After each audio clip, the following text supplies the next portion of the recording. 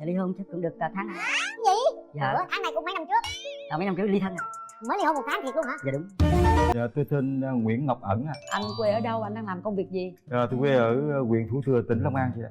Long An. Dạ, hiện giờ thì làm bảo vệ nội bộ cho công ty Sơn Hà ở quận 8. Lên thành phố lập nghiệp lâu chưa? 2 năm ra. Mới 2 năm thôi. Dạ. Ở Long An là mình còn những ai dưới đó? Chỉ còn có người thân với lại nhà cửa ở dưới. Nhà cửa ở dưới, còn trên đây là về mình ở công ty luôn hay sao anh?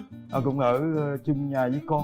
Dạ, là mình thuê nhà ở. Dạ đúng rồi. Dạ, anh năm nay bao nhiêu tuổi ạ? Tôi được 51 tuổi chị. Dạ. Dạ xin lỗi, cách đây 10 năm.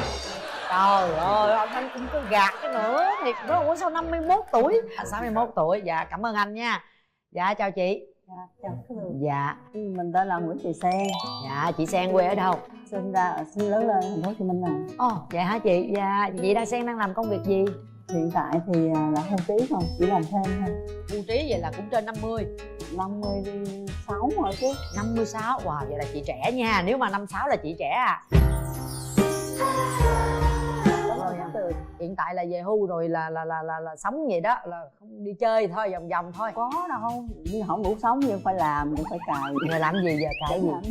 Vẫn làm công việc đó, vẫn làm kế toán. Dạ, vẫn làm kế toán.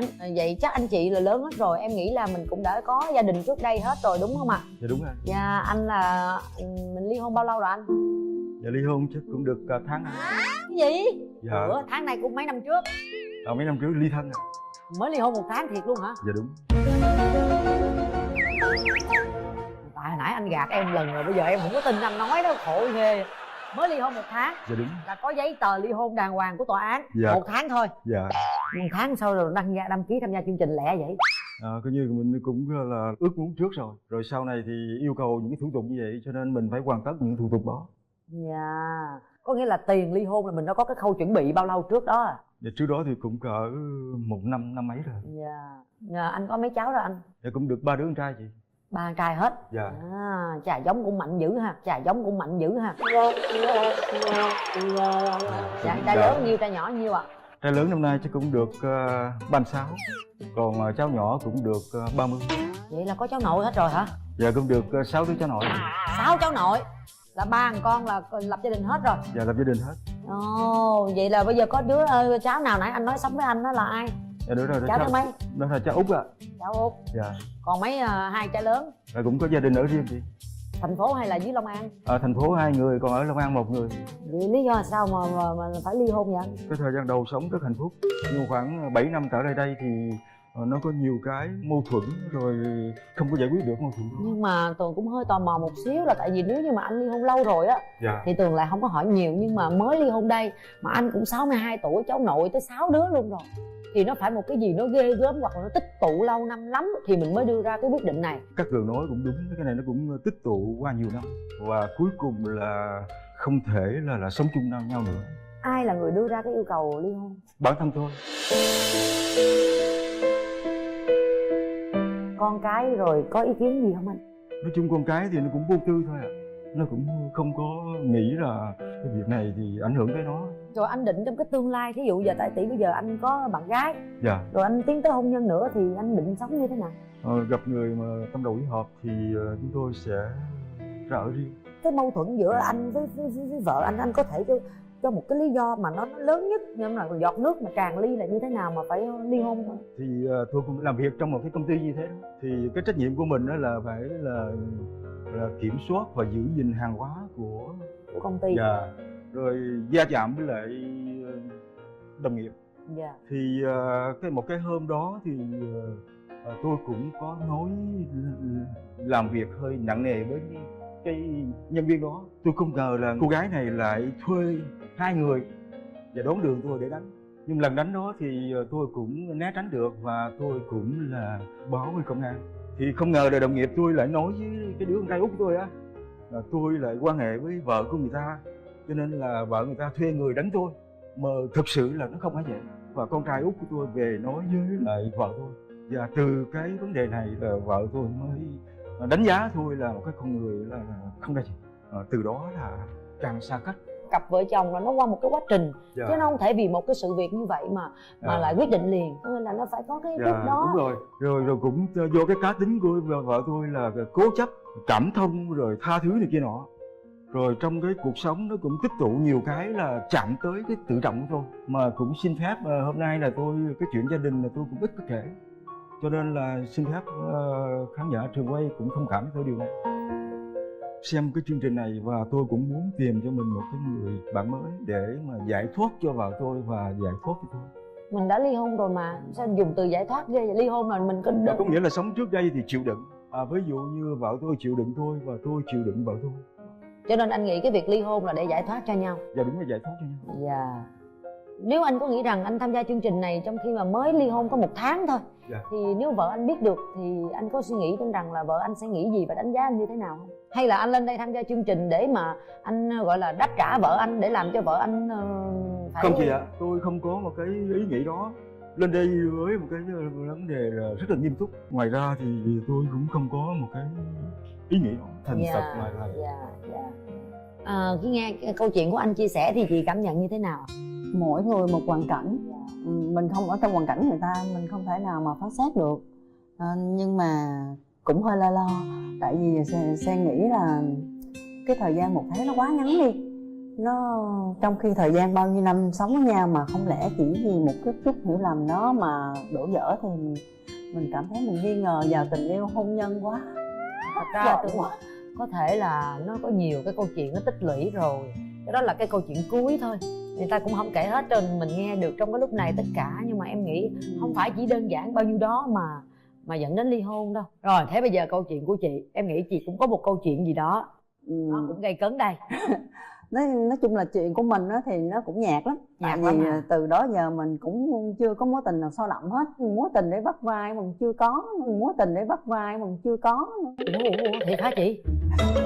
Rất nhiều khi cũng giả bộ làm người phụ nữ mạnh mẽ, có thể là độc lập hết mọi sự việc, nhưng mà cũng đôi lúc cũng yếu đuối lắm, thì cũng muốn khóc, cũng dựa vào một vai một người nào để khóc. Nhưng mà cuộc đời mà đâu phải như mình muốn đâu.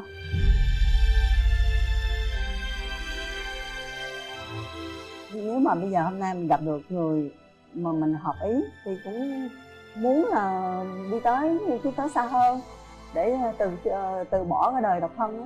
Cái mối tình hoặc là một cái mối quan hệ tìm hiểu yêu đương gần đây nhất của chị là cách đây bao lâu rồi? Nếu mà người mà mình có cảm tình, mà người đó có cảm tình với mình á, dạ, là tính mối tình đó, nó có sự tương tác qua lại thì chắc cũng cách đây 10 mấy năm. 10 mấy năm? Là lúc đó chị mới là khoảng 40 mấy tuổi, 30 mấy 40 tuổi. Lúc đó lương duyên không tới được hả chị? Không thể nào tới được á, tại vì anh đó là người nước ngoài, nhưng mà ảnh cũng có vợ rồi. Trước đó nữa có mối tình nào mà có thể tiến tới được hôn nhân mà mình đã lỡ không? Lúc còn nhỏ thì chắc có lẽ là tưởng đời mà hồng, ra đời chắc gặp toàn là bạch mã hoàng tử không, mà đâu toàn là thái tử lưng gù. Nhưng mà vậy thì chị có bị cái nỗi đau nào trong quá khứ chưa mà để cho mình không mở lòng mình ra nữa? Không có. Vậy là cái duyên nó cứ lướt qua vậy thôi. Nhưng mà bây giờ thì mình sợ mình làm hồn ma trinh nữ lắm, đừng muốn.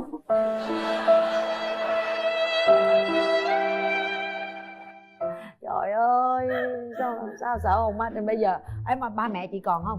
Thì nói đi cũng phải nói lại là hồi đó lúc mà còn trẻ, có thời thanh xuân á, lúc đó gia đình tôi nước ngoài, rồi xong cái mình có phải không dám yêu đương gì hết, phỏng vấn xong ok là rớt, rồi xong rồi lúc đó mình cũng đã 30 mấy rồi, nở cỡ hết trơn. Đúng rồi, thì bắt đầu 30 mấy tuổi mới bắt đầu đi làm, 39 tuổi mới bắt đầu đi làm công ty, thì mấy anh có vợ hết trơn rồi. Thì mình cũng đâu có muốn. Cái đoạn chị còn trẻ sao? Cái đoạn tại vì anh thấy chị cũng sắc nước hương trời lắm mà. Hương này bị ba xa hết rồi. Hương này bị ba xa hết rồi. Cũng không biết, duyên không tới. Cũng có người yêu thích mình nhưng mà mình không thích, rồi người mình thích người ta lại không thích mình, không biết vì sao. Có mối tình nào mà sâu đậm được, có va chạm gì chưa? Chắc cũng có đụng chạm chút đỉnh. Chút đỉnh ngoài da. Trời ơi, chút đỉnh ngoài da rồi bây giờ sợ hồn ma trinh nữ hả chị? Đó còn nguyên trọng trắng trinh nguyên luôn á hả chị? Chắc vậy. Rồi buồn không? Em hỏi thiệt, buồn không? Hồi đó thì không, thật sự không có buồn gì. Thì sao hồi trẻ mới buồn chứ chị? Trẻ cũng thấy bạn bè mình cũng dài giống mình, đâu có thấy gì đâu buồn. Nhưng mà bây giờ lớn tuổi rồi thì thấy cũng có lúc mà bệnh ốm đau rồi, xong rồi lúc đó không có người bên cạnh. Anh em thì lập gia đình hết, em trai thì lập gia đình hết, mẹ thì già đâu có giúp được mình gì đâu, thì mới nghĩ là chắc mình cũng phải phá vỡ cái lời nguyền hồn ma trinh nữ đó. Ai nguyền chị mà ác ôn vậy? Cái lúc trẻ gia đình không thôi thúc hả? Sợ cái vụ hồn ma trinh nữ là bao lâu rồi? Hồn ma trinh nữ thì nó vẫn vương cho mình hoài, không biết cái chuyện nào nó mới buông thai rồi. Nhưng mà bắt đầu suy nghĩ tới cái chuyện đó là từ lúc nào, bao nhiêu năm rồi? Chắc cũng khoảng vài năm. Có bao giờ chị khao khát có đứa con cho mình chưa? Không. Không, vậy là chỉ muốn chồng thôi. Bây giờ còn trứng ở đâu đẻ. Mình là tiền mãn kinh chưa chị? Mãn cũng mấy năm rồi mà không ai vớt hết, nên giờ phải chịu thôi chứ gì hay. Trời ơi tức quá, trời ơi tức ơi là tức luôn á. Trời ơi thiệt luôn á. Tại vì thật sự luôn nha, nếu mà chị nói chị không có chồng nha, mà chưa có gì mà còn trinh nữ nha, mà chị 56 tuổi là chị quá trẻ và quá đẹp. Quá trẻ hả? Dạ. Mà nếu mà chị không phải trinh nữ chắc chị đẹp hơn nữa đó. Anh cười. Em nói vậy đúng không anh? Không phải trinh nữ chắc người phải tàn thôi chứ. Không có anh, tùy chị. Nếu mà mình bị đàn ông hành xác quá thì mình mới tàn. Chứ nếu mà đàn ông người ta trân trọng, nâng niu, người ta hiểu được giá trị chị phụ nữ, người ta làm cho mình đẹp hơn. Dạ. Rồi anh nghe cái câu chuyện hồn ma trinh nữ bên này anh thấy sao? Cảm động và xúc động chị ạ. Phải nói là cũng rất là tiếc cho người phụ nữ. Thanh xuân phí hoài quá anh ha. Bao nhiêu cái niềm vui, hạnh phúc, yêu đương, giận hờn rồi sung sướng mà chị bỏ trơn trọi luôn à. Thôi không sao, không sao. Bữa nay cố gắng nha. Rồi, Dạ. Chậm nhưng mà mình luôn. Dạ, chậm nhưng mà còn hơn là không có, đúng không chị? Đúng rồi. Dạ. Thưa quý vị, tự nhiên hôm nay áp lực quá. Dạ, Tường sẽ cố gắng hết sức ạ. Bây giờ anh cho em biết là anh mong muốn tìm một mẫu người như thế nào? Nói về người phụ nữ thì người phụ nữ nào thì cũng đẹp hết. Dạ. Và đối phương người phụ nữ nào cũng đáng yêu hết và đáng trân trọng hết. Nhưng mà tôi chỉ yêu cầu cái là người phụ nữ đó cái thứ nhất là phải chung thủy. Vậy theo anh như thế nào là chung thủy? Và chung thủy có nghĩa là mình là một vợ một chồng. Đặc biệt đối với người nữ là phải chung thủy. Trong tình yêu thì cả nam lẫn nữ đều cần phải chung thủy như nhau, chứ không phải là đàn ông thì được quyền say nắng mà đàn bà thì không được. Anh làm được thì vợ anh sẽ làm được. Và có thể em nghĩ rằng đến giờ phút này thì em có thể chốt hạ lại. Anh nói là 37 năm anh chung sống với người vợ của anh, mà cuối cùng cô ấy không có chịu thông cảm và tha thứ thì nó gãy đổ. Nhưng mà về hướng cái người phụ nữ kia, cái người phụ nữ vắng mặt ngày hôm nay, nhiều khi cổ lại có cái suy nghĩ của cổ là 30 mấy năm cổ đã cống hiến, cổ hy sinh, cổ sinh anh 3 đứa con rồi cháu ngoại, gia đình mọi thứ đánh nát, nhưng mà cuối cùng anh đã phản bội cổ. Mặc dù cái phản bội đó theo như anh nghĩ nó chưa phải gọi là sự không chung thủy, nó chỉ mới là cái sự quan tâm, nhưng đó cũng là gọi là ngoại tình trong tư tưởng đó anh. Nha, mình xác định cái chữ ngoại tình thì có thể là cổ bị tổn thương, rồi có thể từ cái sự tổn thương đó cổ lại có những cái điều nói gì đó nó chạm tới lòng tự trọng của anh, cho nên là nó mới dẫn đến sự gãy đổ. Cái gì nó cũng phải có nguyên nhân. Tường thì không dám nhận xét bởi vì mình mới nghe sơ bộ mình cũng chưa có hiểu gì, nhưng mà Tường nghĩ cái gì nó phải có cái gì nó sâu xa chứ không thể nào khơi khơi mà 30 mấy năm mà lại chia tay. Thì em chỉ muốn anh điều chỉnh lại trong cái suy nghĩ mình một xíu. Tại sao em hỏi anh có gia trưởng hay không? Tại vì anh nghĩ nội mà anh nghĩ đàn ông thì là phụ nữ là phải chung thủy. Anh nghĩ anh cũng chung thủy, nhưng mà anh lại có sự say nắng với những người khác, đó là sai rồi. Thật ra chung thủy là chung thủy, dù bất này người ta em có Tường mới vừa xem một bộ phim, nó có một cái câu nói rất là hay ở trên phim. Đương nhiên là cái cuộc hôn nhân nào cũng sẽ có những lúc hạnh phúc, có những lúc nó không vui, nhưng không thể vì những lý do đó mà bạn có thể nhảy lên giường của một ai đó. Chính xác. Dạ. Chị cứ nghĩ mình là người chung thủy không? Chắc quá chung thủy. Quá chung thủy luôn. Quá chung thủy, có ai đâu để chung thủy. Rồi em cho anh coi hình của anh coi anh. Đây hình của cổ nè, anh có hình không? Đây, anh sẽ nhìn đi nha. Nãy giờ sau trò chuyện thì chị hình dung trong đầu ảnh như thế nào? Cao bao nhiêu? Mập hay ốm? Thì chắc ảnh bảo vệ, chắc mặc đồ bảo vệ. Trời đất ơi, chị đã bảo vệ là phải mặc đồ bảo vệ. Nãy đi nhía trước rồi. Ồ, có nghĩa có chơi ăn gian rồi ha. Thì cũng hồi hộp suốt đêm qua, ta đâu có ngủ đâu, rồi ta cũng nhờ chút xíu chứ. Rồi, hiểu rồi, sao anh tìm ra chị chưa ạ? Dạ, chắc có lẽ là đây. Dạ, rồi, giờ cũng không còn sự lựa chọn với nguyên vàng rẻ không hà. Có mình lớn nhất là đúng rồi ha. Mở cửa trái tim.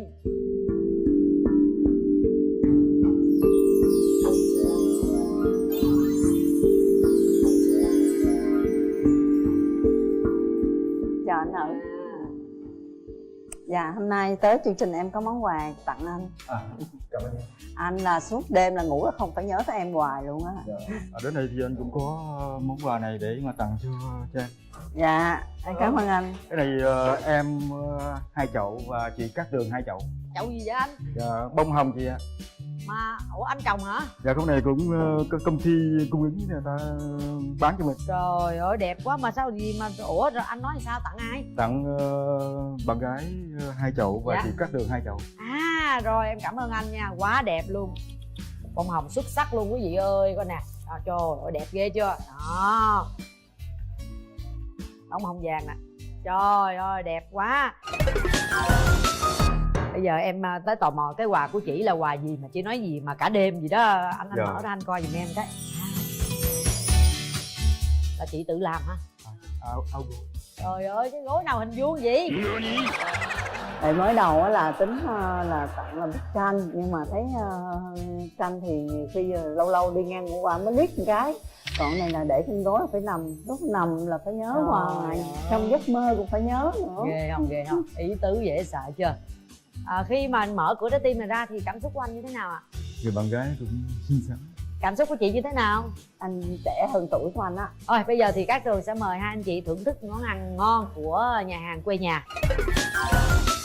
Rồi kính thưa anh chị, em mời anh chị thưởng thức ha. Đây là món bánh xèo thì mình nhìn biết rồi ha, trang trí rất là bắt mắt. Còn đây là món gà hơ mông tìm bí đỏ. Dạ, ăn món gà hơ mông này là bổ khỏe lắm đó anh chị. Bây giờ mình vừa ăn ha, vừa trò chuyện với nhau. Ít phút nữa Tường sẽ quay trở lại nha. Và nhớ tìm hiểu chị kỹ chút nha anh. Dạ, chúc anh chị ngon miệng ạ. Cảm ơn Cát Tường. Dạ. Mời em. Dạ, em mời anh Nẵng. Anh công ty của anh ở đâu vậy? Ở công ty Sang Hà ở quận 8 á. Sang Hà. À, Như gần chợ em có thấy có bán food Sang Hà food phải không ta? dạ đúng rồi, Sang Hà Food á. Thường em thấy bây giờ mấy công ty á, thường là giống như công ty của em á, thì người ta cũng hay mướn bảo vệ từ những công ty bảo vệ á. Chứ cũng ít. Đúng rồi, công ty bảo vệ thì con này lúc trước thì tôi cũng tôi làm ở bảo vệ nội bộ thôi, chứ không có làm ở công ty dịch vụ bảo vệ. Em giờ cũng đang sống với mẹ hả? Đang sống với mẹ với 4 em trai, nhưng mà có nhà lập gia đình hết rồi, cũng ở chung á. Ủa, mẹ năm nay được bao nhiêu tuổi rồi? Mẹ em năm nay là 84 tuổi. Anh có đạo không? Anh thì đạo Thiên Chúa. Thiên Chúa, em cũng đạo Thiên Chúa. Nhưng mà anh có biết là hôn nhân công giáo là bất khả phân ly. Lúc mà chương trình nói thì em rất là lo, tại vì á, người ngoài đạo thì người ta không biết, nhưng mà người trong đạo biết là sự gì Thiên Chúa kết hợp là người không được phân ly. Thì anh có nghĩ anh luôn đi bước nữa thì có sao không? Cái này tôi nghĩ chắc là cũng Chúa cũng đã sắp xếp vậy rồi. Tôi thì cũng cái đức tin rất là lớn vào Chúa. Mà thì trước khi mà đi đến đây thì tôi cũng có đến nhà thờ, rất tiếc là không có được xưng tội để nói ra điều này. Tôi cũng đang phân vân này, biết sao. Anh có vẻ nghiêm túc quá hả? Em thì thích người hài hước. Dạ. Mà bản thân em thì cũng tùy theo người, nhiều khi thân hay là hợp thì mới hài hước được. Dạ. Còn không thì cảm thấy mình mỗi lần muốn hài hay muốn giỡn gì đó thì cảm thấy mình vô duyên. Nhưng mà em rất là thích người nào vui vẻ, hòa nhã hoạt bát. Anh thì chắc có lẽ là cái tính tình nó trầm lặng và ít nói. Dạ, hai người ít nói hết trơn, nhà in cái chùa Bà Đâm này. Tôi nghĩ ví dụ như mà mình tâm đầu ý hợp rồi thì cũng có thể tạo ra những cái không khí vui vẻ. Nhiều khi như thế. Nãy giờ cũng thấy là hợp nhiều thứ lắm à. Em ngồi ngoài em quan sát em thấy cũng ổn lắm à. Vấn đề là bây giờ mình cho nhau cái niềm tin đó chị ha. Mình có đức tin chung mình cho nhau niềm tin nữa thì mới được. Em cũng hy vọng nha, chuyến này cố gắng làm sao nha chị. Đừng để hồn quan trinh nữ nữa nha chị nha. Đó là ăn thua chị thôi. Dạ hôm nay anh đi với ai? Dạ hôm nay đi với đồng nghiệp anh Nguyễn Thanh Tâm thôi. Dạ hôm nay chị đi với ai? Làm chung vậy là cũng đồng nghiệp luôn. Rồi mời mấy bạn vào đây vào đây chơi Dạ mình giới thiệu trước đi anh tên gì? Dạ chào chị Cát Tường, chào cô Hoa với chào chú Ẩn, chào tất cả khán giả. Thì tôi tên là Võ Thành Tâm, là làm chung với chào chú Ẩn. Dạ, làm chung được bao lâu rồi anh? Làm chung khoảng gần 4 tháng. Trời, mới có 4 tháng hả? Dạ. Sao cái thời gian của chú cái gì nó cũng chóng vánh hết trơn ha. 4 tháng là hiểu gì chú chưa? Dạ thì cũng thưa với chị thì qua quá trình làm chung với chú Ẩn á, thì chú Ẩn là người là rất quyết đoán, làm tận tụy với công việc. Dạ. Nói chung ra là nói làm đi đôi với nhau. Dạ. Thì cho nên là rất là được việc và rất là chia sẻ cái trong công việc làm với anh em. Thì nói chung rất là đoàn kết. Dạ. Thì qua quá trình làm 4 tháng thì tình cảm chú Ẩn thì cũng gắn bó, biết chia sẻ với mọi người và đồng cảm, và nói chung cái công việc lúc nào cũng hoàn thành cao. Dạ. Hôm nay anh tới đây thì thấy chị đây thì anh thấy là thấy có cái sự tương thích nào giữa hai người chưa? Hôm nay lần đầu tiên xin chào được cô, thì nói chung ra nhìn thấy riêng bản thân tôi thì nhìn thấy cô rất là vui. Và qua cái chia sẻ thì thấy cô cũng có nhiều cái đồng cảm với chú, thì cũng nói chung ra là cũng có nhiều cái khó khăn trong cuộc sống trong chuyện tình cảm, nhưng mà đây là cũng là một cái mốc là thấy là để cho hai cô với chú cho nhau cái tình cảm và để tìm hiểu thêm để đến xây dựng hạnh phúc tương lai trong thời gian sau này. Rồi, cảm ơn ạ. Còn em thì sao ạ? Em tên gì? Tên Yến. Rồi, Yến làm với cô được bao lâu rồi? Em làm với chị được hơn 1 năm rồi. Nghe câu chuyện của chị mà cái vụ hồn ma trinh nữ đó, em có hôm nay em có gì muốn nói với chị trước khi tiễn chị lên sa bông không? Thì em hy vọng là chị sẽ tìm được một người hợp ý. Em thấy chị với chú cũng nói chuyện hợp nhau. Chị với chú luôn hả? Cũng hợp nhau ha. Thế mà hoàn cảnh của chú vậy thì em thấy sao? Em nghĩ thì cũng như chị em nói thôi, mỗi nhà có mỗi hoàn cảnh, thì hai người có thể là tìm hiểu nhau tiếp, xem là có hợp nhau hay không. Dạ. Thật ra mọi thứ mình đâu có đoán trước được đâu, đúng không ạ? Nhưng mà em thấy ổn không? Em nghĩ là chị nói một câu với chị Sen đi, có nên cho cơ hội không? Em nghĩ là chị nên cho chút cơ hội. Và cũng là cho mình cơ hội. Đúng rồi. Phá lời hứa. Rồi, cảm ơn hai bạn trẻ nha. Rồi, mình sẽ theo dõi tiếp câu chuyện của cặp đôi này như thế nào. Bây giờ Tường muốn hỏi chị một câu nữa thôi. Bây giờ hai anh chị nhìn nhau đi ạ. Cảm xúc hiện tại của anh như thế nào? Thì hôm nay gặp Sen thì thấy nó cũng có những cái cảm xúc. Từ cảm xúc đó thì tôi sẽ vun đắp thêm. Dạ. Và vun đắp thêm. Dạ, để cho cái cảm xúc càng ngày càng lớn. Dạ. Còn chị Sen? Thật sự ra là 50 mấy năm nay độc thân. Bây giờ mà nếu mà nói trong vòng có mấy chục phút này mà nói là để có cảm xúc liền á là nói dối. Thì nhưng mà em muốn cho mình cơ hội, em cũng muốn cho anh cơ hội nên mình có thể tìm hiểu thêm. Và cũng không có ai lúc đó, nếu con tim mình không có đập cùng nhịp thì phải chịu thôi. Còn nếu mà mình bỏ thêm một cơ hội, mình bỏ lỡ cơ hội thì nhiều khi cái đó oan uổng đối với bản thân mình rồi. Nên nhất định cái này mình không để oan uổng nữa. Hay quá chị Sen ơi. Mời hai anh chị đặt tay vào nút bấm ạ. Thông điệp đã quá rõ ràng. Sau 3 tiếng đếm với Tường, nếu anh chị cảm thấy mình cần nắm bắt cơ hội này, bấm thật mạnh vào nút bấm. Nếu cảm thấy là đối tượng này các Tường làm mai mà tôi thấy không hợp, có quyền lấy tay ra. Quyền quyết định là của anh chị nha. Dạ, xin mời anh chị nhắm mắt lại ạ. 1 2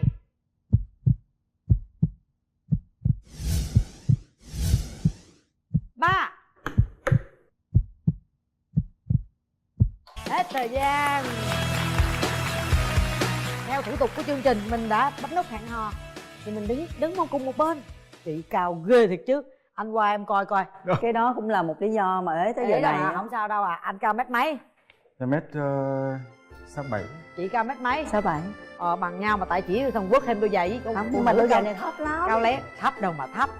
Đôi giày thấp hả? Có 3 phân à. 3 phân thì chọn lựa dữ lắm mới được á. Vậy đó hả? Rồi, mời hai anh chị nắm tay nhau đi ạ. Đây em tặng món quà cho chị để làm đẹp nha. Của chương trình mình làm đẹp thêm để mình tự tin mới bữa hẹn hò với ảnh. Phần quà dành cho chị là bộ son Yurika đến từ Nhật Bản với chất son lì không chì, mang nhiều màu sắc trẻ trung, phù hợp với mọi cá tính, sẽ giúp cho bạn tự tin nổi bật trong mọi ánh nhìn. Đây, những chiếc vé xem phim nè, anh đưa chị đi xem phim nha. Em chúc anh chị luôn được nhiều sức khỏe. Kính thưa quý vị, ngày hôm nay chúng ta theo dõi câu chuyện rất là hấp dẫn đúng không ạ? Mỗi người một hoàn cảnh, một số phận, nhưng cuối cùng thì ai cũng mong muốn được một cái tấm chân tình, ai cũng mong muốn có một cái người đồng hành với mình đi suốt cuộc đời còn lại. Nói chuyện chính xác, nói chuyện chính xác, cái chỗ đó là quan trọng lắm luôn á. Em không thích điều gì ở người phụ nữ, đừng có ghen quá anh. Em có ghen không? Dạ không. Em có gia trưởng không? Dạ không. Ủa Quy ơi, Quy thích con gái ở miền nào Quy? Dạ miền Tây chị. Miền Tây là đây là đúng luôn rồi nè. Dạ. Bây giờ em còn có yêu cầu gì Em nữa hay coi không nè, để chị qua chị nhìn mặt là. Dạ cho anh nghe. Xinh quá. Em tự giới thiệu em tên là gì? Dạ, em tên là Nguyễn Thị Bích Phượng, năm nay 28 tuổi, quê em ở Long An, làm nghề làm tóc. Nghề làm tóc. Xin Dạ. mời bạn Nam.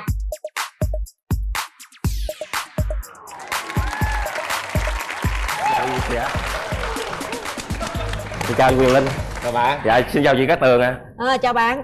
Dạ em tên Huy, năm nay em 29 tuổi, làm nghề tài xế ạ. Dạ. Lái xe gì? Dạ chạy ship anh. Chở ship lâu chưa? Được 3 năm anh. Tại hôm nay là em xin ship cho em được nghỉ để em đi bạn mới hẹn hò và ship đồng ý, ship nói cố gắng lên làm sao để có được một bạn gái về với ship đi ăn mừng đám cưới.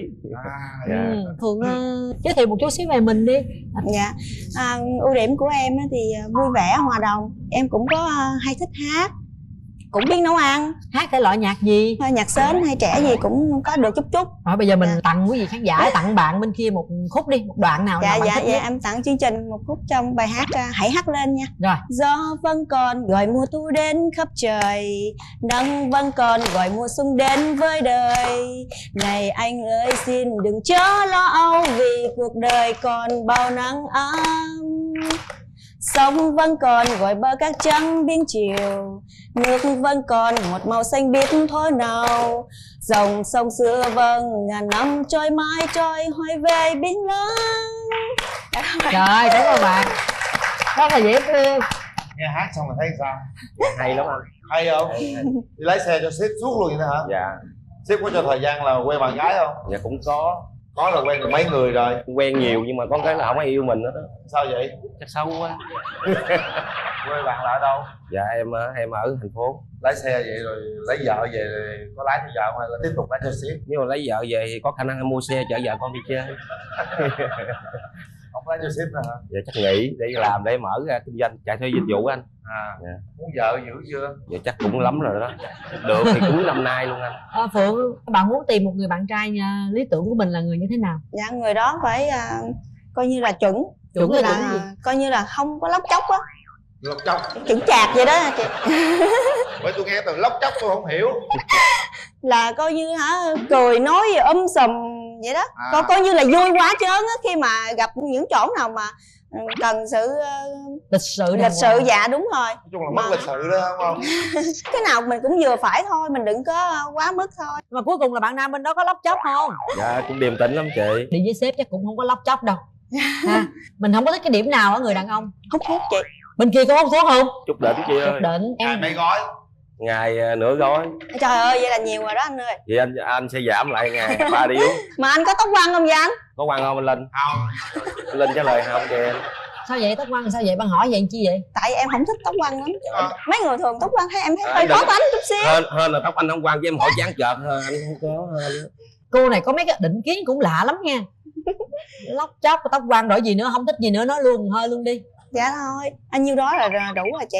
Đủ rồi ha. Dạ. Có cao ốm mập lùn gì không? Tất nhiên là em phải chọn cao hơn em rồi. Cao Tại hơn em em. cỡ 1m7 thôi. Em xin về tại sao em không có bạn trai? Tại sao ế? Không phải ế mà lại là chờ người tử tế tới rước thôi. Sao? Có tới rước không? Thì nếu mà bên đó đồng ý thì em cũng mang chầu cao tí rước. Hôm nay từ Long An mình lên đây mình có ai đi theo ủng hộ mình không? Dạ có mẹ em chị. Mẹ đâu? Dạ. Dạ chào cô. Dạ chào Quyền Linh và Cát Tường. Dạ mình có hối thúc Phượng lấy chồng chưa cô? Cũng có Có là vì ha. Phượng này cũng có tuổi. Dạ. Rồi cô thấy anh bên đó hợp. Mẹ thấy cũng được đó, mà tùy con à. Cô có muốn hỏi gì anh này không? Cô phỏng vấn trực tiếp ảnh luôn đi cô. Thử coi qua một vòng phỏng vấn không? Dạ chào cô. Dạ, chào con. Trước tiên hỏi ba má con còn đầy đủ không? Dạ còn cô à. Dạ hả? Con là trai lớn hay là sao? Dạ con là Út à. Dạ hả? Dạ con được mấy anh em? Dạ con được 7. Dạ rồi được Dạ. cô chấm con chỗ đó đó. Tại vì cô có 2 đứa con gái à. Dạ. Giờ nó là Út. Dạ. Rồi cô thấy con đồng là cô chịu lên hết. Dạ. Dạ con cảm ơn cô. Đó, như mẹ là chót lọt rồi đó. Hôm nay mình đi đến chương trình có ai đi theo ủng hộ mình không? Dạ có chị ơi. Ai đâu? Dạ cô em với em gái. Dạ chào cô, chào em. Dạ, chào anh Quyền Linh với lại chị Cát Tường ạ. Bên kia là bác coi như là đồng ý là anh trai của em rồi đó. Còn mình riêng em thì em thấy chị Phượng sao? Dạ em thấy chị Phượng rất dễ thương á anh Huy. Em có muốn nói gì với chị Phượng không? Em nói là anh em cũng rất tốt. Với lại em gửi lời chào anh chị. Dạ cảm ơn. Cô thấy Phượng sao cô ơi? Huy ơi, Dạ. cô thấy cháu bên đây á, dễ thương, đẹp. Nói chuyện chính xác. Nói chuyện chính xác, cái chỗ đó là quan trọng lắm luôn á. Em không thích điều gì ở người phụ nữ? Đừng có ghen quá anh. Em có ghen không? Dạ không. Em có gia trưởng không? Dạ không luôn. Ủa Huy ơi, Huy thích con gái ở miền nào Huy? Dạ miền Tây chị. Miền Tây là đây là đúng luôn rồi nè. Dạ. Bây giờ em còn có yêu cầu gì Em nữa coi hay được không rồi. nè? Để chị qua chị nhìn mặt là Dạ chào anh Quyền Linh. chưa kịp coi là coi trước rồi. Coi nôn Thấy anh Sao, giới sao? thiệu Anh đi. thấy em thích nào? Dễ thương. Dạ cảm ơn anh. Có không thích điều gì ở người bạn trai không? Thì đó hồi nãy nghe bạn đó nói là không có gia trưởng là em cũng mừng lắm rồi. Xinh lắm, Nói nghe dễ nè, thương lắm. nhưng bây giờ lấy nhau về là ai giữ tiền? Nếu mà được cho phép thì chắc em. Để tiền hỏi bạn trai có Dạ. chuyện vậy không nha. Dạ chào chị. Chào bạn, lấy vợ về ai giữ tiền? Em giao tài khoản hết luôn chị. Phải không? Mỗi tháng chào em 2-3 triệu đi làm được rồi. 3 triệu mà giao hết Lao 3 hành. triệu là hết rồi. Không có, anh làm xong 3 triệu lấy 3 triệu chết á. Tài xế là vui tính nè, đứng lên coi tướng cái coi. Trời ơi, cười không thấy tổ ước đâu hết trơn á, dễ thương ghê. Không quá. Thôi mình có duyên được rồi, cái quan trọng là mình chịu đưa tiền cho vợ giữ là được rồi. Dạ cảm ơn chị. Chúc mừng em bữa nay đã chọn được vợ. Dạ. Chị bấm giùm luôn. Dạ. Chị bấm về em chọn chị rồi. Chị thấy rất là chân thành, chịu đưa tiền cho mình giữ là được rồi. Rồi, chúng ta sẽ kéo màn lên. 2 phút, bắt đầu. Rồi em chào anh. Chào em. Trời em đẹp hơn chị Cát Tường nữa. Dạ. Trời. Anh nói vậy là hơi quá rồi. Không có đâu, thì mình có sao nói vậy mà. Thì anh cũng là người miền Tây nên nếu là tiếng rất thật thà. Dạ. Có cái bụng như cái trống kìa. Chắc anh thường đi nhậu lắm hả anh? Không có em, tại vì ăn no nhiều ngồi trên xe không à, đâu dám xuống xe đâu. À vậy hả? Anh làm bao lâu rồi? Lái cho công ty được 3 năm em.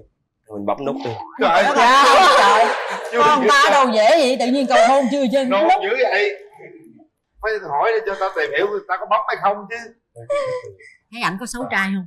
Dạ cũng được thôi. Cũng được, hay cái Dạ. bụng bự có vấn đề gì không? Dạ không. Không dám cân chập thể dục đi. Cái người bụng bự mệt lắm. Không có, mốt em về em cho đi thể thao chị. Đi thể thao, thể thao mắc chạy xe cho sếp sao đi thể thao được? Không có, lúc đó phải còn có thời gian dành cho em chứ. Làm đâu nhưng mà chạy chưa cho chơi sếp binh được. dữ vậy?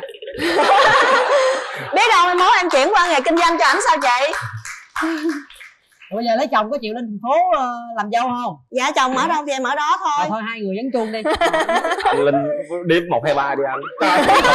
Rồi em bấm nói em đã đồng ý rồi. Đó. Dạ. Nụ phải cười này có. gian lắm nè. Suy nghĩ kỹ nha em nha. Không có em nhìn em cũng biết nữa Chị làm mai cho em mà sao chị nói em vậy? Có ai biểu chê bà Mai? Chị nói sao em đừng có phân tâm nha em. Bây giờ giữa anh với em, giữa hai mình nói chuyện đã, mình đã đến hẹn hò, mình đừng có phân tâm gì cái chuyện Không nói không gì nữa. không, cái đó là chị Cát Tường nhắc chừng em đó, nhưng mà em nhìn thấy cũng có chút chút.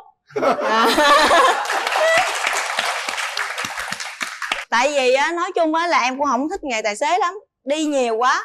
Với em cũng nghe nhiều người nói là cũng hay có người này người Không, kia anh vậy đi đó. nhiều nhưng Em mà không khi thích. mà anh đi làm không phải là giống như là dạng tài xế khác đi xa, còn này anh đi là làm có giờ có giấc. Ví dụ Dạ. sáng 8 giờ làm thì Dạ. 5 giờ anh về. Dạ. Chứ không có đi đâu nữa hết, chừng nào đi tỉnh anh báo cho anh biết. Dạ. Hết Thôi thời gian. hết giờ. Suy nghĩ kỹ nha, rồi quyết định nha. Hóp hóp cái bụng vô một chút để tao quyết định nè ông ơi. 3 2 1.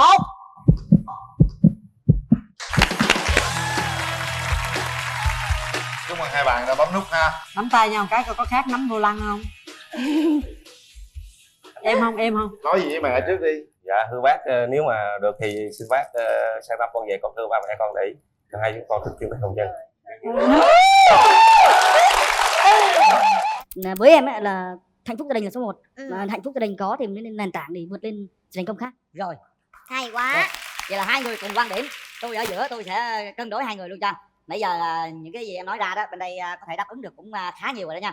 Rồi bây giờ em muốn tìm cô gái như thế nào, nói với Nam Thư đi. Sao? Em muốn tìm cô gái là dịu dàng nết na, thiên về truyền thống Thiên về truyền thống tức là À. hướng nội tí xíu. và Rồi. mà biết cách cư xử với mọi người thân trong gia đình. Gia đình hai bên. Dạ, Cư xử với vâng. gia đình hai bên. Vâng. Rồi sao nữa? Ừ. Ngoại hình thì sao? Ngoại hình thì cao 1m55 trở lên. Xinh gái thì bằng nửa một chị Nam Nhi, chị Nam Thư là ok lắm rồi. Trời ơi, ngại quá đi à. Được, trời ơi, nãy giờ em nói là chị thấy về vấn đề ngoại hình là dư tiêu chuẩn rồi đó. Rồi Dạ. gì nữa nè? Nói chung em đơn giản lắm, quan trọng tính cách thôi. Với em là tính cách là chính. Còn về vẻ ngoài em không quan trọng lắm, dễ nhìn được rồi. Tức là nếu mà em muốn một cô gái mà hướng nội như vậy là sẽ dịu dàng, thùy mị, hướng nội chứ không có vẻ là thích lắm những cô gái hơi bị cá tính đúng không? Và nói chung là thiên về nội nên là 60% truyền thống, còn 40% hiện đại. Dạ. Rồi, đợi chút xíu. Em hiện tại bây giờ là em làm việc sinh sống tại thành phố Hồ Chí Minh mà đúng không? Dạ. Đó, bây giờ vậy nè, ví dụ kết nối được. Vậy thì ai sẽ về Bình Dương, còn ai sẽ về thành phố Hồ Chí Minh? Cái này thì tùy thuộc vào nếu hai đứa đến gặp nhau thì tùy thuộc vào hai đứa bàn luận sống ở đâu mà thích hợp với cuộc sống công việc của hai bên ấy, thì nên đấy. Không quan trọng là ở đâu. Và tức là bản thân của bạn cũng đã từng yêu xa. Em tên đúng là không? Lê Thị Thùy Quyên, năm nay em 29 tuổi, quê em ở Bình Định ạ. Công việc của em thì em là kỹ thuật viên gây mê. Em làm bệnh viện Bình Tân. Dạ. Bạn đến từ Bình Định, Uyên đến từ Bình Định đúng không? Làm kỹ thuật viên gây mê. Dạ. Ồ. Kỹ thuật viên gây mê hay là kỹ thuật viên gây yêu? Kỹ thuật viên gây mê là mình sẽ gây mê cho bệnh nhân trước khi họ vào mổ đúng không? Dạ, vô phòng mổ rồi gây mê. Vô phòng mổ mình mới gây mê. Biết Còn đâu ngoài được. đây gây mê được không em? Đó, em cũng tính nói vậy đó. Dạ được anh. Được phải không? Hy vọng rằng em sẽ gây mê cho chàng trai bên đây. Rồi, mời bạn trai giới thiệu về mình đi. Dạ, đầu tiên em gửi chào đến cô Linh, chị Nam Thư và bạn gái của Cái Xem, cùng toàn vị quý khán giả một lời chào trân trọng ạ. Em là Lâm, em tên đầy đủ là Phan Văn Lâm, em sinh năm 1998, em 31 tuổi, em đến từ Bình Dương ạ. Em làm nghề gì? Em là kinh doanh tự do ạ. Kinh doanh về gì em? Thời gian trước thì em có là chủ trang trại gà ở dưới Bình Phước.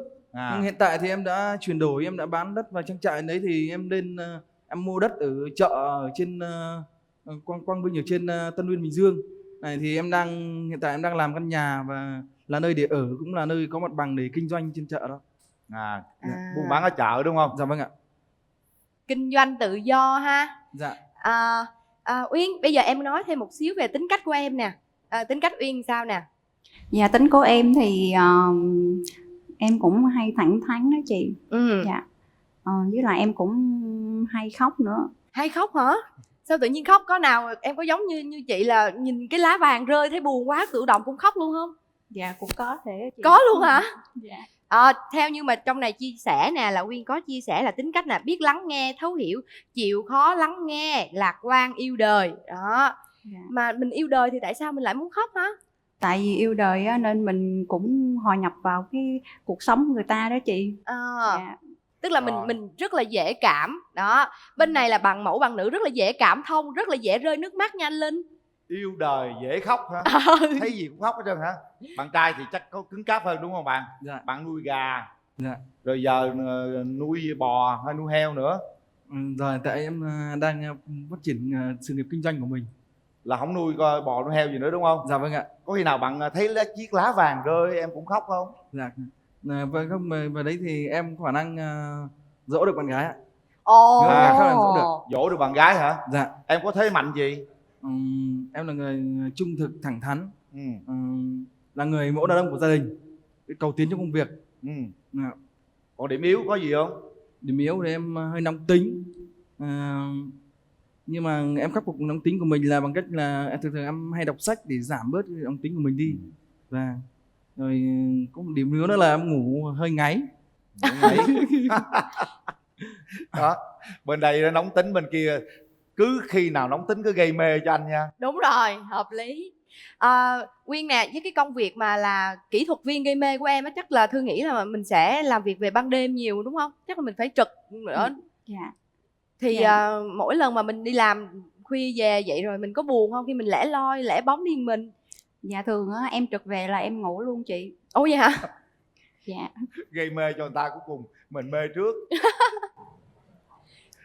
Em gái có nhược điểm gì không em gái? Dạ, nhược điểm của em là em hay quên à. Hay quên hả? Dạ. Chính vì hay quên á nên ví dụ như có người ta có nhờ em một chuyện gì đó là em hay làm liền luôn.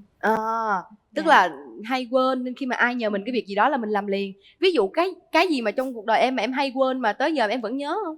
Có cái kỷ niệm nào mà mình hay quên mà tới giờ mình vẫn nhớ không? Dạ có chị.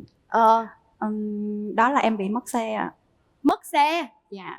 Là bà ra đường cái bà quên chiếc xe, cái bà về nhà bà mới nhớ bà quên là mất luôn chiếc xe hả?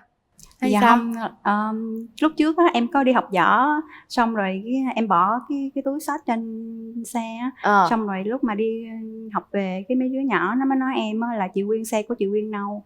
Xong em mới nói em tưởng tụi nó giỡn, xong em cứ nói xe kệ tới đâu tới. Xong rồi cái lúc mà em tới tìm thì mới biết là thật sự mất xe chị. Trời đất ơi. Hồn nhiên khủng khiếp. Hồn nhiên như cô tiên. Hồn nhiên. Rồi lúc đó em có rơi nước mắt không? Dạ không, lúc đó em nghĩ em cũng không phải mất xe chị. Em nghĩ là tụi nó cũng đi giấu luôn á chị. Rồi em niềm tin vào cuộc sống và mọi người một cách lạc quan lúc đó cô bé hả? Cô nó lạ thiệt nha. Chiếc lá vàng rơi cổ cũng khóc, chiếc xe cổ mất cũng không bao giờ khóc. Đúng rồi, là em cũng không khóc luôn hả? Lúc đó có khóc không? Dạ không, em không khóc chị. Trời đất ơi, cái chuyện lớn vậy em không khóc mà một chiếc lá vàng rơi mà em lại khóc hả? Tại vì em không nghĩ là em bị mất chị. Trong niềm tin của Uyên là Uyên vẫn không nghĩ Uyên bị mất xe. Hay quá. Ôi dễ thương quá, em trai cười sao? Em nghĩ gì mà em cười em trai? Thấy bạn gái dễ thương quá. Dễ thương quá hả? Dễ thương. Em tưởng tượng cô gái kia bên kia thế nào mà dễ thương? Phải là làn da trắng. Da trắng. Đúng, da có trắng. Tóc dài. Tóc dài. Gì nữa? Nhìn rất là duyên dáng. Duyên dáng. Được rồi, nghe tả thấy dễ thương rồi ha. Tưởng tượng vậy. Bây giờ em hãy cho cô gái bên kia biết là em đã trải qua mấy mối tình rồi. Em trải qua 2 mối tình. Là một mối tình hồi cuối thời sinh viên và một mối tình cách đây 1 năm. Mối tình thứ hai thì do em và bạn gái đấy quen nhau nhưng mà khoảng cách nó xa quá nên là có thể nói là chắc có lẽ là tình cảm chúng em nó chưa được đủ độ lớn để mà nó hiểu nhau hơn nên là chúng lại chia tay nhau. Dạ. Mấy năm mà chia tay? Dạ 1 năm ạ, quen nhau 1 năm ạ. Năm chia tay. Rồi sau cái mối tình đó thì mình có rút ra kinh nghiệm gì cho bản thân mình để chúng ta tới một mối tình mới nhất ta có thể hoàn thiện hơn không? Sau mối tình đấy thì em nghĩ là nếu mà một mối tình nữa thì em sẽ quyết tâm hơn để mình chinh phục để lấy được người làm vợ. Đó, bên đây lý lịch thì tình yêu là vậy đó, còn bên kia thì sao? Anh đến đó là bây giờ là nếu mà tiến tới mối tình mà hợp là cưới làm vợ chứ không muốn lông bông nữa. Còn Uyên em sao? Trải qua bao nhiêu mối tình rồi? Dạ em trải qua 2 mối tình rồi chị. Mối tình đầu tiên của em thì thời học sinh, còn mối tình thứ hai là thời sinh viên ạ. Thời học sinh và thời sinh viên. Thì cái mối tình gần đây nhất của mình là thời sinh viên đúng không? Là nó kéo dài trong bao lâu ha? Dạ được 4 năm mà chị. Được 4 năm. Theo như cái thông tin em chia sẻ thì chị biết được là cái mối tình quen 4 năm là quen từ mình hồi ở ngoài quê đúng không? Rồi vào Sài Gòn đi học vẫn còn quen. Sau đó cả hai không còn đồng hành với nhau nữa. Rồi sau cái mối tình đó em có rút ra được một cái kinh nghiệm gì cho về tình yêu cho bản thân mình không? Dạ em rút ra kinh nghiệm là đừng nghe lời con trai nói ạ. Ây cha. Trời ơi đất ơi, sao mà mất lòng tin? Cái gì để tôi qua tôi coi coi tại sao mà là không tin đàn ông, chọn gái. Làm gì tôi mất lòng tin em đàn ông dữ vậy em? Dạ tại anh đó nói với em á, là dù em có ở đâu anh cũng tìm tới. Rồi anh có tìm tới không? Dạ không ạ. Ông nó kỳ lạ thì em mất niềm tin với em đó thôi. Đúng rồi, mình đừng có quơ hết vô tội nghiệp, hiểu không? Chứ giống như bản thân anh Linh này, anh Linh mà hứa gì lên mình sẽ làm, đúng không anh Linh? Hứa là anh làm. Đúng. Đôi khi anh hứa hoài mà cũng chưa làm luôn cũng có. Quên đó em. Bây giờ vậy anh với Nam Thư sẽ kết nối cho em một cái người đàn ông có thể nhớ những cái lời người ta hứa. Để anh hỏi là cô có nhớ không? Em thí dụ em hứa em có nhớ không? Có chứ, nhớ suốt đời luôn. Thề đi. Thề luôn. Anh ơi, không đâu anh Linh ơi, anh đàn ông với đàn ông nhiều khi nói vậy để em qua em hỏi thử coi thử. Nè em đàn bà phụ nữ hỏi thẳng mặt em nhìn và em biết là em tin được hay không? Hỏi đi đó. Trời ơi, chào anh. Anh, mình nói là mình có giữ lời không? Dạ có chị. Mình hứa là mình phải nhớ đúng không? Đúng ạ. Tin được em ơi, tin được. Theo phong thủy em tin người đàn ông này không Thư? Tin. Nhìn không? mặt anh, ảnh rất là cảm giác mình nhìn vào mình cảm thấy ảnh rất là chân thật. Và đặc biệt khi mà ảnh nhìn em á, em thấy ảnh chân thật lắm. Không lẽ chân giả? Anh này. Nè cái mặt chàng trai bên đàn trai là rất là có hậu nha. Đúng rồi, đúng Mặt rồi. rất hiền lành, cười rất tươi. Đúng rồi. Mái tóc rất là modern. Chân thật, nhìn rất là chân thật. Thấy chưa? Còn cô gái qua bên em thì anh thấy sao nè? Cô gái bên em á dễ thương. Anh thấy dịu dàng, cũng là hiền ha. Nhưng mà đừng mất lòng tin đàn ông quá nha em gái. Bây giờ anh hỏi em nào, em muốn tìm một người cùng đi với em suốt chặng đường còn lại như thế nào? Em tả thử coi, anh với chị Nam Thư thấy giống không? Dạ em thích anh đó cao 1m7 trở lên. 1m7 hả? Bo một cm luôn anh. Trên. Dạ thân hình vạm vỡ. Vạm vỡ. Có vạm vỡ. Có vạm vỡ. Dạ tóc nhiều ạ. Tóc vừa đủ, vừa đủ. Vừa đủ em, cũng vừa có chỗ đủ. nhiều cũng có chỗ ít nha. Cái này không dám hứa nha. Vừa đủ. Mình còn gì nữa? Dạ mắc 1 mí ạ. Mắc 1 mí. Ủa sao kỳ vậy em? Người ta muốn mắc 2 mí mà sao mà bên em muốn 1 mí là sao? Dạ em sợ mắc 2 mí lắm anh. Tại sao vậy? Tại mắc 2 mí là mắt to, em sợ người ta nhìn em. Trời ơi. Sợ mắt to hả? Cô này lạ ta. Mà sợ người ta nhìn em nữa. Ủa tại sao em lại sợ người ta nhìn em? Tại vì em ngại. Em ngại Ngại. Mới đầu thì ngại thôi, nhưng mà cái ánh nhìn đó càng nhìn càng hút là hết ngại, không? Nhìn riết rồi mê, rồi đê mê. Mắt này cũng không hí lắm nha. Mắt này cũng mắc mơ đó. Mắc mơ. Gì nữa em gái? Dạ em muốn anh đó là khi mà quen nhau á, thì phải tin nhau, tôn trọng nhau ạ.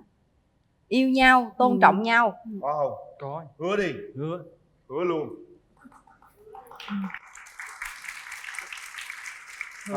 Hứa nha. Ở đây là cái này phải hứa, là phải hứa suông. Hứa trước mặt của anh Linh nè, hứa trước mặt của Thư nè, hứa trước mặt quý vị khán giả, đặc biệt quý vị khán giả đang xem truyền hình. Ông hứa đi nha, rồi mai mốt về ông hứa, ông hát bài hứa thật nhiều nha ông nội. Đàn trai nói là làm nha. Rồi sao nữa bé? Có gì nữa không nè? Dạ em muốn anh đó là một người đàn ông mẫu mực, là người đàn ông của gia đình. Ê chà, mẫu mực là người đàn ông của gia đình. Em có một mẫu hình nào mà về người đàn ông của gia đình không? Dạ anh anh Quyền Linh ạ. Anh Quyền Linh. Vỗ tay cho anh Quyền Linh. Đúng. Được. Thật sự lấy ai thì em không biết, nhưng mà lấy anh Linh ra để đo về chuẩn mực gia đình là chuẩn không cần chỉnh. Được em, cố gắng giống anh nha. Em cũng lấy gia đình anh Linh làm chuẩn đấy, tại vì em theo dõi trên báo nhiều á. Em thấy gia đình của anh rất là hạnh phúc, mặc dù tiền mà em không quan trọng anh bao nhiêu, nhưng mà vấn đề gia đình của anh rất là hạnh phúc, mà em tôn trọng sự hạnh phúc đấy. Và với em ấy là hạnh phúc gia đình là số 1. Mà hạnh phúc gia đình có thì nên nền tảng để vượt lên sự thành công khác. Rồi. Hay quá. Được. Vậy là hai người cùng quan điểm. Tôi ở giữa, tôi sẽ cân đối hai người luôn cho. Nãy giờ những cái gì em nói ra đó, bên đây có thể đáp ứng được cũng khá nhiều rồi đó nha. Rồi bây giờ em muốn tìm cô gái như thế nào, em nói với Nam Thư đi. Em muốn tìm cô gái là dịu dàng nết na, thiên về truyền thống. Thiên về truyền thống, tức là hướng nội tí xíu. Rồi. Mà biết cách cư xử với mọi người thân trong gia đình. Gia đình hai bên. Dạ, cư xử với gia đình hai bên. Rồi sao nữa? Ngoại hình thì sao? Ngoại hình thì cao 1m55 trở lên. Xinh gái thì bằng nửa một chị Nam, như chị Nam Thư là ok lắm rồi. Trời ơi ngại quá đi à. Được, trời ơi, nãy giờ em nói là chị thấy về vấn đề ngoại hình là dư tiêu chuẩn rồi đó. Rồi gì nữa nè? Nói chung em đơn giản lắm, quan trọng tính cách thôi. Với em là tính cách là chính. Còn về vẻ ngoài em không quan trọng lắm, dễ nhìn được rồi. Tức là nếu mà em muốn một cô gái mà hướng nội như vậy là sẽ dịu dàng, thùy mị, hướng nội, chứ không có vẻ là thích lắm những cô gái hơi bị cá tính, đúng không? Nói chung là thiên về nội nên là 60% truyền thống, còn 40% hiện đại. Rồi đợi Thư xíu. Em hiện tại bây giờ là em làm việc sinh sống tại thành phố Hồ Chí Minh mà, đúng không? Dạ. Đó, bây giờ gì nè, ví dụ kết nối được, vậy thì ai sẽ về Bình Dương, còn ai sẽ về thành phố Hồ Chí Minh? Cái này thì tùy thuộc vào nếu hai đứa đứng với nhau thì tùy thuộc vào hai đứa bàn luận sống ở đâu mà thích hợp với cuộc sống công việc của hai bên ấy, thì nên đấy. Không có ai, không quan trọng là ở đâu. Tức là bản thân của bạn cũng đã từng yêu xa, đúng không? Bản thân em từng yêu xa không? Dạ có ạ. Tức là cả hai có một điểm chung là từng yêu xa. Mà đâu có xa đâu, trời ơi, từ thành phố Hồ Chí Minh Bình Dương gần xịt luôn à. Không anh, đã yêu vô rồi thấy cái khoảng cách nào nó cũng xa hết. Hồi xưa em yêu cũng vậy, em ở quận Nhất mà bạn trai em ở quận Bình Thạnh thôi em cũng thấy xa. Trời ơi, thật sự là vậy, hiểu không? Nên hiểu không? Bây giờ nếu mà mình xa vậy thì mình có dành thời gian nhiều đi xuống thăm bạn gái mình không? Dạ có chị, quan trọng là thời gian của bạn gái, thời gian của hai đứa sắp xếp công việc để có thời gian em sẽ chạy xuống. Và nói chung là ảnh chiều hết mức, muốn sao cũng được đó. Rồi giờ Rồi. sao anh Linh nè? Bây giờ á, anh thấy hai đứa nãy giờ nói chuyện qua chuyện lại cũng có những cái điều giống nhau chút xíu. Nhưng mà có cái điều này anh không hỏi bên đàn gái nè. Em không thích cái gì của gọi là cái tật xấu gì của người đàn ông? Dạ em không thích tật xấu là ngủ ngáy ạ. Trời ơi, sao vậy em? Không, bé gái Thương Cái nói đó gì? là cái đó thuộc gọi là Cơ địa. cái bệnh của người ta rồi. Mập Nhưng là mà em ngáy chỉ à? xíu xíu thôi, không có nhiều đâu anh Linh. Ngáy cỡ sao? Xíu xíu thôi, không Đâu nhiều thử đâu. ngáy thử coi. Khò. Trời ơi, ngáy khò. Dễ thương quá. Anh đó là anh ngủ anh ngáy nhỏ lắm, mà ngáy nói gái vậy được không? Dạ. Sao? Rồi em không thích gì của người tật xấu gì của phụ nữ? Em không thích bảo thủ, cứng đầu và không biết lắng nghe. Bảo thủ, cứng đầu, không lắng nghe. Tức là Quyên nè, ngoài cái tật xấu là ngủ ngáy đi thì em còn không thích ở cái điểm nào ở bạn trai nữa? Dạ em không thích bạn trai hay càm ràm, với lại gia trưởng, độc đoán, với lại tính toán nhiều quá chị. Gia trưởng, độc đoán, tính toán nhiều. Có không em? Dạ không, gia trưởng em không. Không có độc đoán không? Độc đoán không. Có Em tính lúc toán nào- không? Không, tính toán không. Ủa phải tính toán chứ. Tính trong toán cuộc là sống. chẳng qua là em làm sao để kinh tế của mình nó phát triển lên thôi. Chứ còn về tính toán chi ly với gia đình thì em không có cái bộ đấy. Tốt. Dạ. Vậy được rồi đó. Bây giờ để hỏi thử ý kiến người thân xem coi họ góp ý thế nào nha. Dạ. Rồi mình gặp mặt nhau. Em gái đi với ai? Dạ em đi với lại cô chú, chị hai, với lại bạn của em, với lại mấy chị, với lại em đồng nghiệp ạ. Đó Rồi, là người cho nhà gặp, của đàn gái cái đi. Đại diện đàn gái đi. Cô hay chú cũng được. Mời cô chú cầm cái micro á. Alo. Rồi. Cô ạ. Dạ Xin chào MC Quyền Linh với Nam Thư. Dạ chào cô. Chào hai bạn nhỏ. Xin chào các bạn ở trường quay. Dạ. Tôi là với ông xã tôi là như là đại diện cho phụ huynh đến đây để tham gia chương trình này. Dạ. Thì qua cái chào hỏi từ nãy giờ á, thì cô thấy bạn nam á, thì theo tiêu chí của con là hết 80% rồi đó. Là cao là hơn 1m7 nè, công ăn việc làm là kinh doanh nè, rồi có những như là vạm vỡ nè, rồi hơi bị bé bụng tí nha. Cảm ơn cô ạ. Phải không? Thành ra là cô thấy theo cô thì cô thấy cũng được lắm mà nghe. Cũng được cảm ơn lắm cô. mà nghe. Được lắm á cô hả? Dạ. Thế để cho chị con nói ít lời nha. Chị ruột á hả? Rồi chào chị. Rồi em xin chào anh Quyền Linh, chị Nam Thư. Dạ. Chào bạn trai bên này Chào và chị ạ. tất cả khán giả có mặt tại trường quay ngày hôm nay. Thì Quyên nè, chị thấy cái bạn nam bên này á, thì về cái ngoại hình á, thì chị thấy là rất là ổn. Nhưng mà em ở miền Bắc hả? Dạ em miền Bắc nhưng mà em vô đây từ bé chị ạ. Em vô từ bé hả? Dạ vâng. Em... Rồi em có uống bia uống rượu gì nhiều không?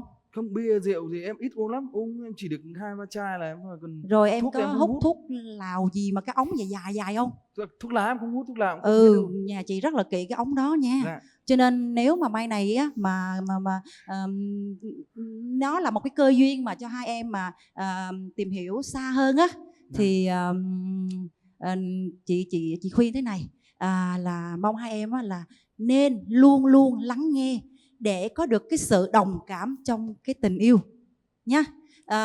Chỉ cần lắng nghe thôi là chị thấy nó rất là nhiều cặp người ta họ rất là hạnh phúc, tại vì khi mà họ nói được, thổ lộ hết được, hiểu nhau được thì cái gia đình đó nó mới bền vững. Chứ còn mà người nào cũng người nói người kia thì lơ lơ đâu đó thì có nhiều cái nó không thể bộc bạch hết được. Thì tất nhiên là nó càng ngày nó càng có cái khoảng cách giữa hai bạn, nó không có một cái điểm tương đồng, nó không có một cái điểm chung gì hết. Thành ra rằng là nếu mà không có đồng nhất cái quan điểm thì chị nghĩ nó rất là khó có hạnh phúc. Chị muốn nhắn nhủ vậy thôi. Còn em gái của chị thì nó là một người sống rất là tình cảm, Từ hồi mà ra trường tới bây giờ thì cũng chưa có thấy dắt một bạn nào để mà giới thiệu đó là bạn trai của em gì hết. Thì mong đây là cái cơ hội, hai em nên cho nhau một cái cơ hội để tìm hiểu nhau và tiến xa nhau nhé. Rồi, Dạ rồi. Anh trai đi với ai? Đúng ạ. Em đi với anh trai với lại cháu gái ạ. Dạ, cô có nói Cho gì nữa câu cô? hỏi bạn nam này, hiện giờ là cháu vẫn ở chung với ba mẹ hay là ở một mình? Dạ không, con ở mình ạ. Nếu mà lấy vợ về là hai vợ chồng ở với nhau chứ không phải làm dâu ạ. Thế hả? Dạ vâng ạ. Đó cũng là một cái điều mà cũng Dạ. tốt. Thì ra là, nhưng mà bây giờ thí dụ nhìn nghề của Quyên là kỹ thuật viên gây mê hồi sức. Vâng. Cháu có nghĩ gì về cái nghề này? Dạ không sao ạ. Nếu hai vợ chồng nếu mà đến được với nhau thì hai vợ chồng làm hai việc cũng không sao, cũng cái là tự do hai bên. Đang làm sao mà công việc với cuộc sống nó ôn hòa được. Và con chỉ quan trọng ở đấy. Thế à? Quan trọng là chung người hay không. Cháu mình cháu. Quyên ạ, cô thấy ok đấy nha. Cảm ơn cô. Xin cảm ơn cô ạ. Cô nãy giờ cô chịu rồi đó. Cảm ơn cô. Rồi, mời đàn trai, đại diện đàn trai.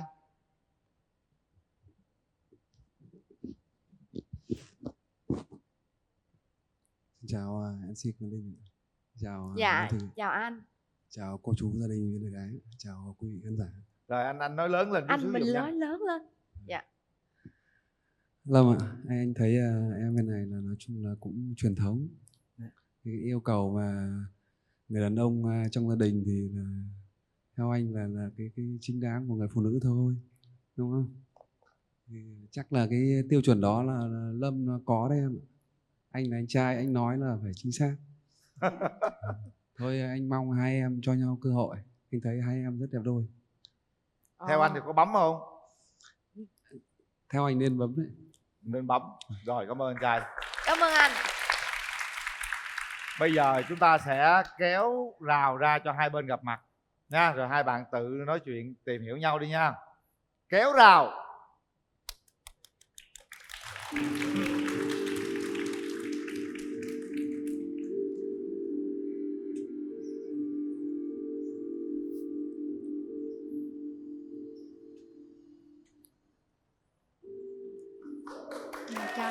Chào em. Đầu tiên gặp mặt thì anh có bó hoa tặng em. Bó hoa này mới tên là nó có 9 bông hoa. Quay ra Nếu đây, chúng quay ta ra ở đây, bên nhau sao rồi? thì đó là tình yêu vĩnh cửu. Khoan, bây giờ đứng xích đây, nói lớn lên nha. Em nói lớn lên. Xích đây. Lần đầu tiên gặp chưa? mặt. 2, 3, bắt đầu. Lần đầu tiên gặp mặt thì anh có bó hoa tặng em. Bó hoa này là 9 bông hồng. Anh chọn nếu mà chúng ta đến được với nhau thì nó sẽ là tình yêu vĩnh cửu. Cảm ơn em.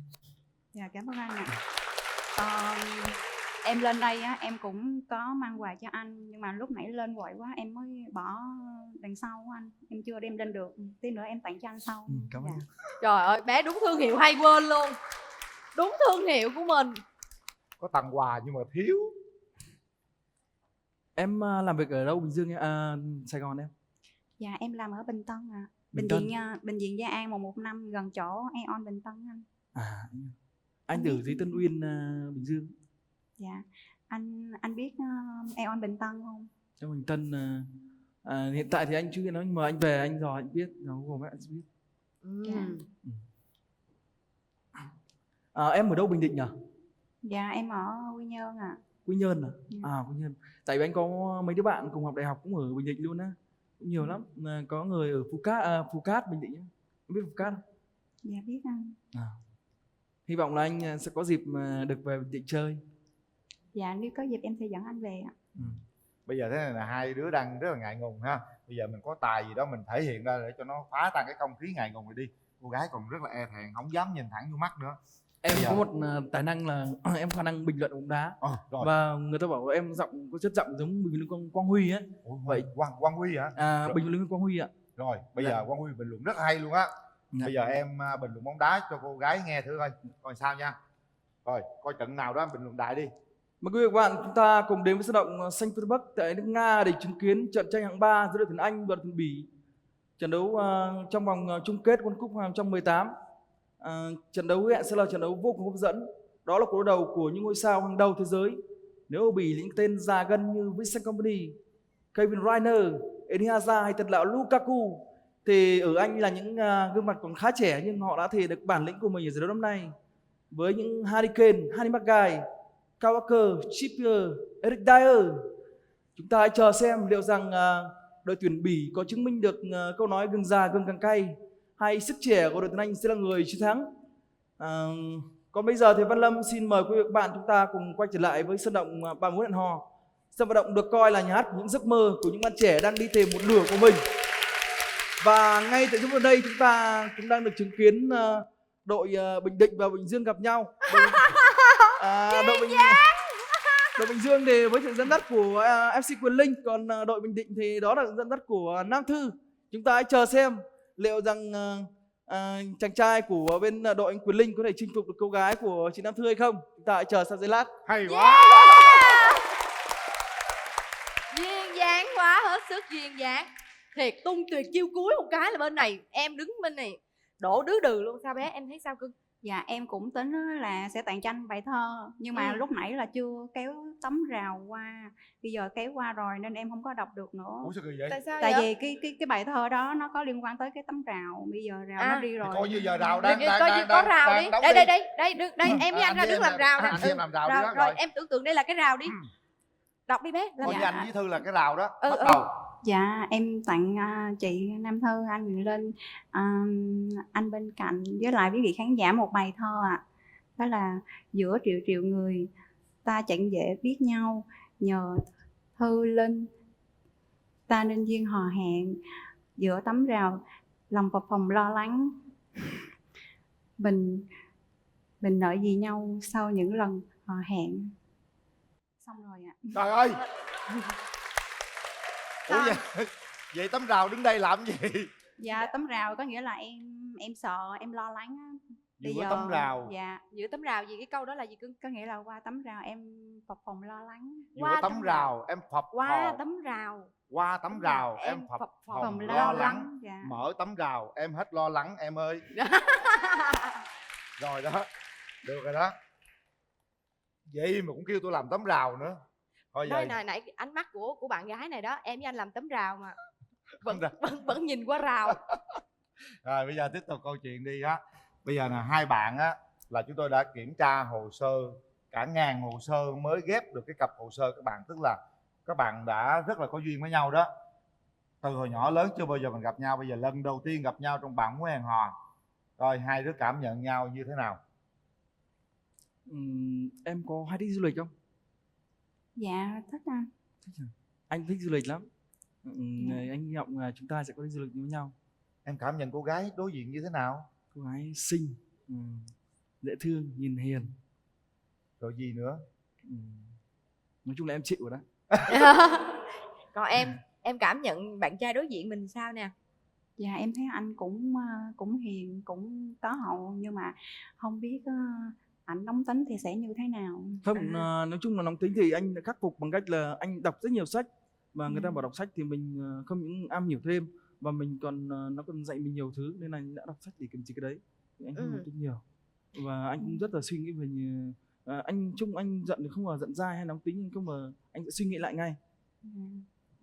Cho em hỏi anh là ví dụ như em với anh cãi nhau á, thì khi mà cãi nhau mà anh cảm thấy rất là tức giận thì lúc đó anh nên bỏ đi hay là anh vẫn ở lại với em?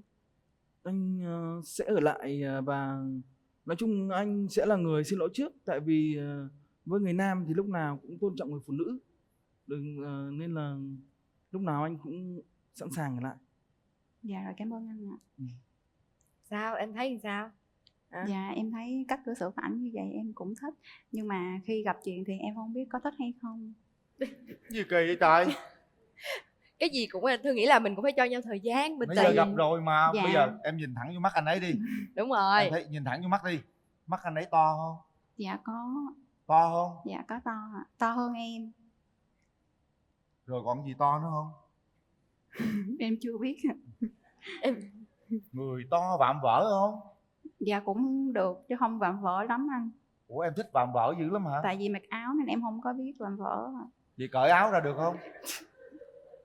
Dạ thôi cái đó từ tính sau ạ. Từ từ tính sau anh này. Bây giờ là tóc tai giống như em nãy mong muốn không? Dạ cũng được anh. Nhiều không? Dạ không ạ. Vừa đủ ha, vừa phải, giống tóc anh Linh vậy đó. Tóc gì cũng được rồi đó em. Tại vì khi có chuyện gì đó khó nắm ạ. À thì ra cổ thích gu tóc dài để lỡ có gì mà cổ dễ nắm, hiểu không? Không, cái nó Rồi, cũng bây giờ Thế thì mình anh về anh nuôi tóc dài cho em nắm được mà. trời ơi ngọt ngào quá. Dạ. Anh ơi, em cần số lượng chứ không cần chất lượng. Em mình muốn phải cần số chất lượng lượng. nhiều ạ. Em muốn cần số lượng nhiều. Tức là em cần số lượng, em không cần chất dạ, lượng. Đúng rồi, em không có thích dài quá. Tại vì đôi khi dài quá giống gì? Giống BD ạ. tóc dài quá giống BD hả? Ở đâu ra? Kỳ vậy ta? Ở đâu ra cái định nghĩa đó đâu bà gái?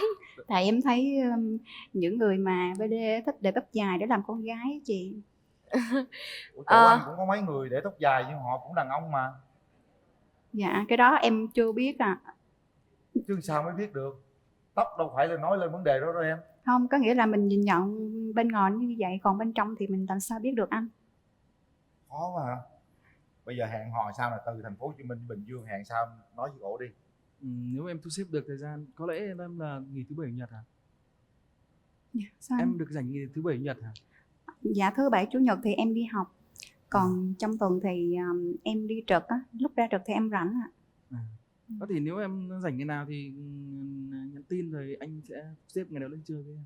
Dạ. Tức là gì nè, anh này anh có một cái trại gà ở dưới Bình Dương. Tức là giờ mình mà chịu về mình làm chủ trại gà. Không, trại gà thì ngày xưa em làm Bình Phước, còn giờ em chuyển đổi luôn, em không làm bên gà nữa. Nó bán hết rồi. Bán hết rồi. Giờ em qua làm cái gì? Em sẽ kinh doanh tự do, và hiện tại thì căn bản là nhà em đang làm á, nên em đang tìm hiểu thị trường xem cái sản phẩm nó phù hợp nhất để em kinh doanh. Mua bán thuốc gây mê cũng được đó em. Dạ. Hợp lý, bán thiết bị y tế. Y tế. Hợp lý. Bây giờ nè, bây giờ mình đi sâu hơn tí xíu về cái chuyện quỹ về tình yêu. Đó là tiền của tình yêu. Vậy thì bây giờ ví dụ đi, hai bạn đi yêu thì mình cũng phải có quỹ chung để xây dựng tương lai sau này. Quan trọng cái quỹ đó ai giữ? Cái này bạn nữ giữ ạ. Đưa bằng nữ giữ luôn? Đúng rồi. Trời ơi, em thấy sao? Hay là em muốn đưa bằng nam giữ? Dạ, sao cũng được chị. Rồi, không mình cũng dễ như ta. Dễ quá vậy ta. Nhiều khi cô giữ cô quên đó. Đúng rồi. Em cũng nghĩ vậy đó. Anh mới đưa cho em 5 triệu, đâu có, em quên rồi. Làm gì có, đưa lại đi. Trời, phải cái gì thì gì, nhưng mà tới với tiền bạc là mình nên quên. Cưng hiểu không? Hợp lý. Sử dụng cái thế mạnh của em liền. Rồi thí dụ giờ em hỏi coi, ví dụ mình lấy nhau thì em muốn con trai hay con gái? Em lấy nhau thì em hỏi cô gái kìa. Em muốn con trai con gái? Dạ, anh Việt Linh đang hỏi anh mà. Anh đang hỏi em là nếu mà mình lấy nhau đến được với nhau á thì em muốn sinh mấy đứa con? Dạ, em thích sinh nhiều bé ạ. Sinh nhiều? Dạ. Nhiều là bao nhiêu?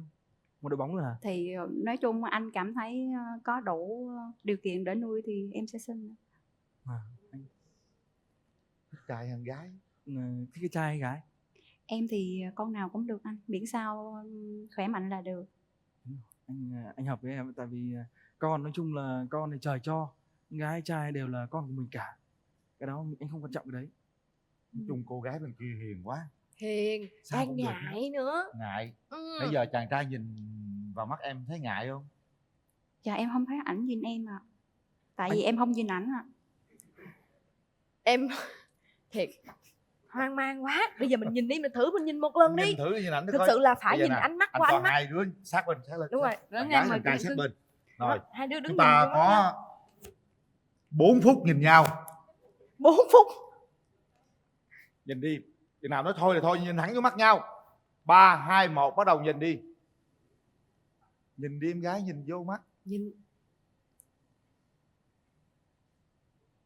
Mình nhìn thì mình mới cảm nhận được cái đối phương Nhìn nó đi. như thế nào. Mới có 4-7 giây à, nhìn tiếp đi. Trời ơi thiệt á. Anh định cho nhìn 4 phút thiệt hả anh Linh? Rồi. Rồi đủ bây rồi. Giờ đủ không, rồi. đứng đó nói luôn. Bây giờ em cảm nhận cái ánh mắt của cô ấy thế nào? Nói cho em. Cảm gì nhau đi. Nhìn nó là ấm áp, hiền. Rồi em gái cảm thấy ánh mắt anh thế nào? Dạ em lân anh. Rồi ngồi xuống đây đi. Ngồi đi cưng. Nhìn Trước rồi đúng khi, không? tiến tới bấm nút thì em hát bài nào đó để chinh phục cô gái đi em trai. Dạ vâng ạ, em sẽ hát bài Một điều ước của Lý Hải. Bài gì? Một điều ước ạ. À, một điều ước. Có một điều anh luôn ước mơ và đã chờ từ rất lâu rồi, từ khi anh đã yêu người. Một nụ cười đã khiến cho anh phải ngẩn ngơ, lần đầu tiên khi mới gặp em. Ước rằng một ngày em nói tiếng yêu và thật lâu rất nhớ em mà chẳng thể nào nên lời.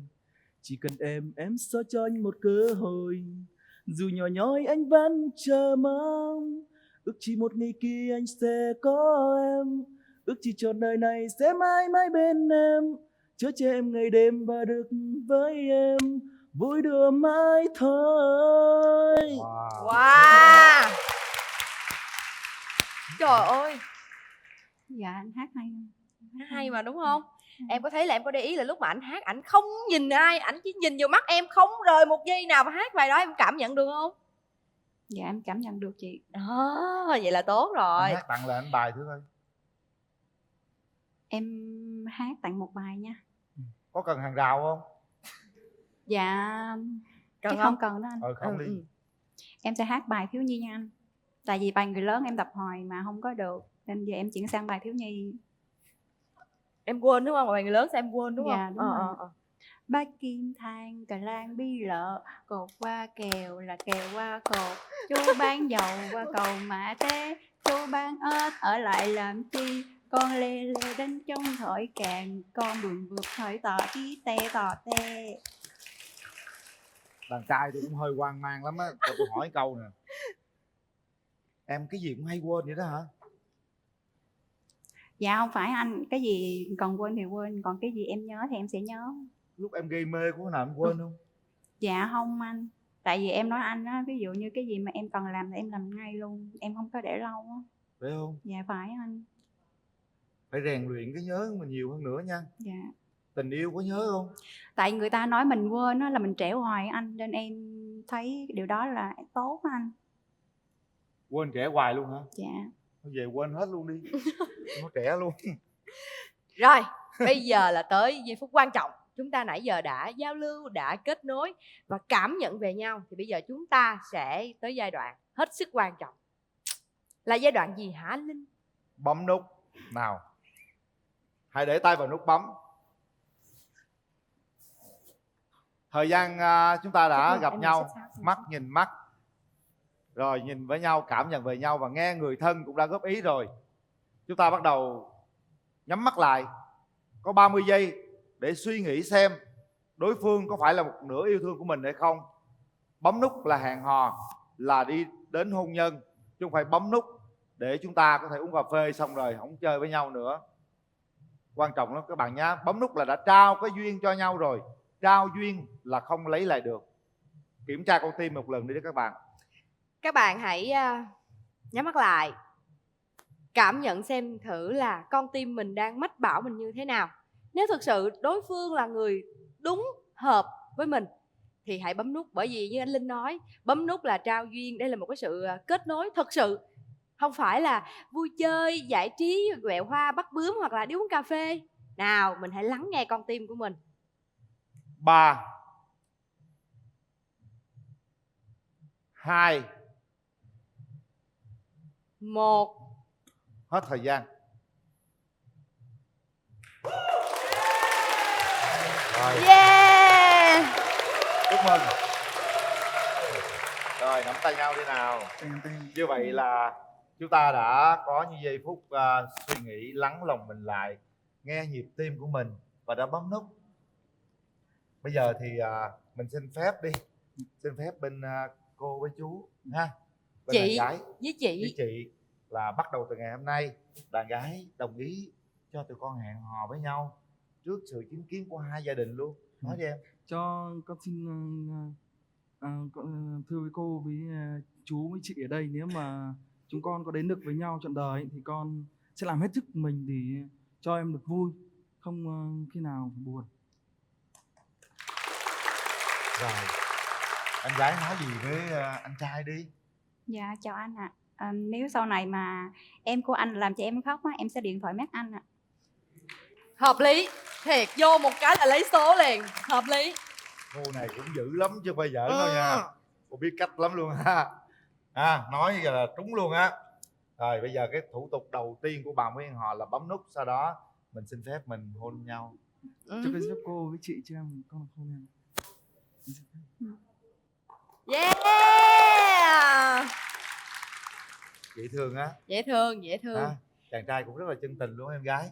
Dạ. Hy vọng rằng chúng ta sẽ tìm hiểu nhau và sớm để gửi cái thiệp cưới chúng tôi nha. Chúc các bạn thật là hạnh phúc. Đây là chiếc vé xem phim của cụm rạp Cinebox 212 Lý Chiến Thắng gửi tặng các bạn. Đến đó xem phim có rất nhiều cái câu chuyện lãng mạn xung quanh tình yêu chúng ta nha. Và đây là quà tặng dành cho hai bạn.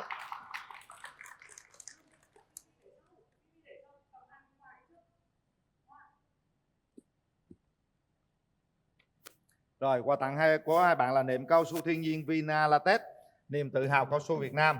Đây là một phiếu giảm giá 25% khi mua sản phẩm Vina Latex trên toàn quốc. Nếu như các bạn tiến tới hôn nhân. Đúng rồi. Và đây là hai giỏ quà dành cho các bạn. Sản phẩm kem trắng da của One Today đó. Bên trong này là có sữa rửa mặt nè, kem dưỡng nè, sữa tắm nè. Đó, dành cho các bạn. Đây, Cảm ơn chị ạ. Đây là món quà của Việt Nam, cacao, mật của đất. Chúc các bạn sẽ có một cái tình yêu nó ngọt ngào như những thanh sô-cô-la này. Dạ, đây, và đây là một phần quà hết sức quan trọng đó. Đây là chiếc TV Smart. Đây là Smart TV đó, 40 inch trị giá 6.990.000 đồng đến từ thương hiệu Akino. Nếu như các bạn đến hôn nhân. Nếu như các bạn tiến tới hôn nhân. Dạ rồi, cảm ơn. Tức là cái tivi này sẽ nằm trong ngôi nhà của các bạn, nằm trong cái căn phòng tình yêu của các bạn nếu như các bạn tiến tới hôn nhân nha. Rồi, thay mặt chương trình, tôi xin chúc cho các bạn thật là nhiều hạnh phúc. Dạ. Cố lên nha. Dạ. Hãy tìm hiểu nha thật kỹ và hãy làm tất cả những gì giống như nãy giờ mình hứa nha. Bạn trai nha. Dạ vâng ạ. Rồi. Bạn gái đừng hay quên nha. Dạ. Xin cảm ơn các bạn. Cảm ơn anh Duy Linh, anh chị Cát Tường, chị Nam Thư. Hãy chờ bạn gái đi nào. Bạn gái đi trước đi đó.